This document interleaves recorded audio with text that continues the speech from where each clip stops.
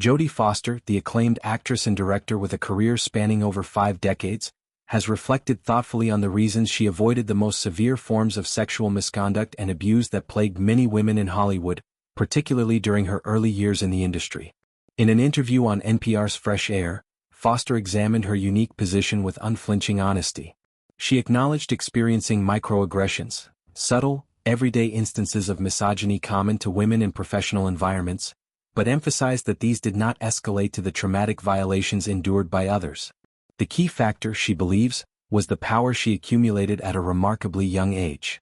By age 12, Foster had already established herself as a formidable talent. Her role as Iris, the young prostitute in Martin Scorsese's Taxi Driver, 1976, earned her an Oscar nomination and critical acclaim.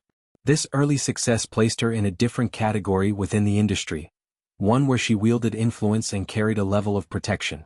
As she put it, by the time of that nomination she was too dangerous to touch. She could potentially damage careers or raise alarms if boundaries were crossed, making predators wary.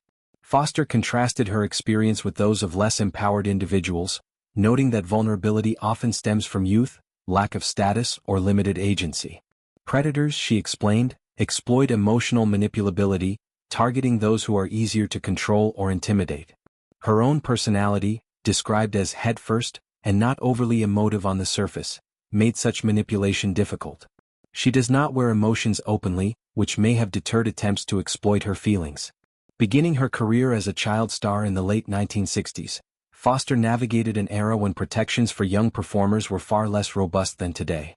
The industry has since evolved in response to movements like #MeToo, with increased safeguards, but Foster's reflections highlight how individual circumstances, talent, early recognition, family support, and personal resilience could create a shield.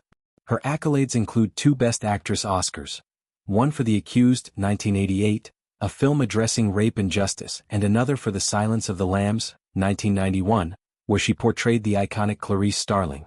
These roles often dealt with trauma and empowerment, adding layers to her commentary on surviving Hollywood. Foster's insights serve as a sobering reminder of systemic issues. While she escaped the worst abuses, many did not, due to power imbalances that favored predators. Her story underscores the importance of structural change alongside personal strength.